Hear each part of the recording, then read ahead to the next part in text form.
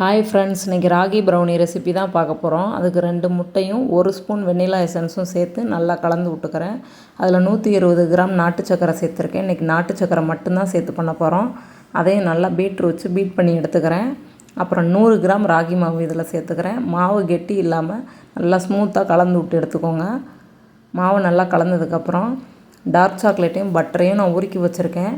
125 gram dark சாக்லேட்டுக்கு 75 gram butter எடுத்து 2 double boiling மெத்தடில் உருக்கி இந்த மாவோடு சேர்ந்து கலந்துக்கலாம்.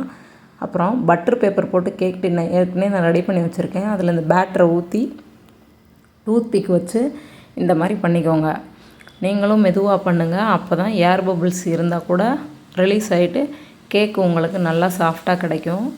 ஏர் பபிள்ஸ் இருந்துச்சுன்னா அங்கங்கே ஓட்டையாக இருக்கிற மாதிரி தெரியும். இந்த மாதிரி நல்லா பண்ணி விட்டுக்கோங்க. அதுக்கப்புறம் நான் இன்றைக்கி மில்க் சாக்லேட் மட்டும்தான் சேர்த்துருக்கேன். மில்க் சாக்லேட்லாம் கொஞ்சம் ப்ரௌனிக்கு உள்ளே போகிற மாதிரி அமுத்தி விட்டுக்கிறேன். அப்புறம் கொஞ்சமாக மில்க் சாக்லேட் துருவி எடுத்து வச்சு இந்த பேட்டர் மேலே லைட்டாக தூவி விட்டுக்கிறேன். அப்புறம் அவனை 10 நிமிஷம் 180 டிகிரியில் ப்ரீ ஹீட் பண்ணி வச்சுட்டு 30 நிமிஷம் கரெக்டாக பேக் பண்ணி எடுத்துக்கிட்டேன். எனக்கு 25 மினிட்ஸில் பேக் ஆயிடுச்சு. இடையிலே நீங்கள் ஒரு வாட்டி செக் பண்ணி பார்க்கணும். சீக்கிரமாக பேக் ஆயிடுச்சுன்னா வெளியில் எடுத்துருங்க.